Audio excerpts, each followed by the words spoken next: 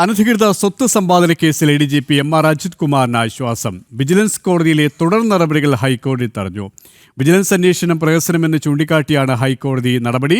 PV അൻവറിന്റെ ആരോപണത്തിലായിരുന്നു സർക്കാർ vigilance അന്വേഷണം പ്രഖ്യാപിച്ചത്. വിശദാംശങ്ങളുമായി രേഷ്മ ബാബു ചേരുകയാണ്. രേഷ്മ, വിഷയത്തിൽ ഹൈക്കോടതി എന്തൊക്കെ കാര്യങ്ങളാണ് വ്യക്തമാക്കിയത്? ഹൈക്കോടതിയുടെ നിലപാടും ഇത്തരത്തിലാണ്.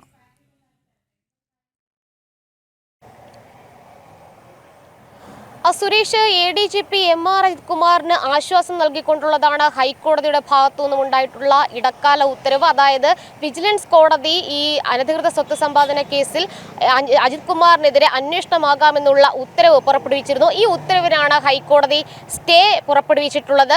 ഇനി അവധി കഴിഞ്ഞിട്ട് ഓണാവധിക്ക് ശേഷമായിരിക്കും അജിത് കുമാറിന്റെ ഹർജി ഹൈക്കോടതി പരിഗണിക്കുക. അതുവരെയാണ് സ്റ്റേയുടെ ഇടക്കാല ഉത്തരവിന്റെ കാലാവധി ഉണ്ടാകുക. വിശദമായിട്ട് തന്നെ ഈ ഹർജിന്മേൽ ഒരു വാദം കേൾക്കണമെന്നുള്ള ഒരു നിലപാടാണ് ജസ്റ്റിസ് ബദറുദ്ദീന്റെ ബെഞ്ച് സ്വീകരിച്ചിട്ടുള്ളത്. പ്രധാനമായിട്ടും ഹൈക്കോടതി പരിശോധിച്ചത് ഏതെങ്കിലും ഘട്ടത്തിൽ വിജിലൻസിന്റെ ഭാഗത്തുനിന്നും വീഴ്ച ഉണ്ടായിട്ടുണ്ടോ, എൻക്വയറി റിപ്പോർട്ട് അത് സാധുതയുള്ളതാണോ, അതുകൂടാതെ തന്നെ വിജിലൻസ് കോടതി നടപടിക്രമങ്ങൾ പാലിച്ചുകൊണ്ടാണോ ഈ ഉത്തരവ് ഇറക്കിയത് തുടങ്ങിയ കാര്യങ്ങളായിരുന്നു ഹൈക്കോടതി പരിശോധിച്ചത്. ഹൈക്കോടതി പറഞ്ഞത് കൃത്യമായിട്ട് വിജിലൻസ് അന്വേഷണം നടത്തിയതിൽ വീഴ്ച സംഭവിച്ചിട്ടുണ്ട്. അതുകൂടാതെ തന്നെ വിജിലൻസ് ഉദ്യോഗസ്ഥന്റെ, അതായത് കീഴുദ്യോഗസ്ഥനാണ് ഈ അന്വേഷണം നടത്തിയത് എന്നുള്ളതാണ് ഇക്കാര്യത്തിൽ നിയമപ്രശ്നമായിട്ട് ഹൈക്കോടതി ചൂണ്ടിക്കാട്ടിയിട്ടുള്ളത്. അതുമാത്രമല്ല, ഒരു ഉന്നത ഉദ്യോഗസ്ഥനെതിരെ ഇത്തരത്തിൽ അഴിമതി സംബന്ധിച്ചുള്ള വിഷയത്തിൽ ഒരു കേസിൽ ആ സംഭവത്തിൽ സ്വാഭാവികമായിട്ടും പ്രോസിക്യൂഷൻ അനുമതി മുൻകൂറായിട്ട് നേടേണ്ടതുണ്ട്. പക്ഷെ അത്തരത്തിലുള്ള അനുമതിയൊന്നും തേടാതെയാണ് ഇതുമായി ബന്ധപ്പെട്ടുള്ള നടപടിക്രമങ്ങൾ പുരോഗമിച്ചത്. അതുകൊണ്ട് തന്നെ ഈ എൻക്വയറി റിപ്പോർട്ടും അതോടൊപ്പം തന്നെ വിജിലൻസ് കോടതിയുടെ നടപടിയും അത് കൃത്യമായിട്ട് വീഴ്ചകൾ പറ്റിയിട്ടുണ്ട്. അതുകൊണ്ട് അത് സാധുവല്ല എന്നുള്ള ഒരു നിലപാടിലേക്ക് ഹൈക്കോടതി എത്തിയതിന്റെ അടിസ്ഥാനത്തിലാണ് നിലവിൽ വിജിലൻസ് കോടതിയുടെ ഉത്തരവ് അതിന്മേലുള്ള തുടർ നടപടികൾ ഹൈക്കോടതി സിംഗിൾ ബെഞ്ച് തടഞ്ഞിട്ടുള്ളത്.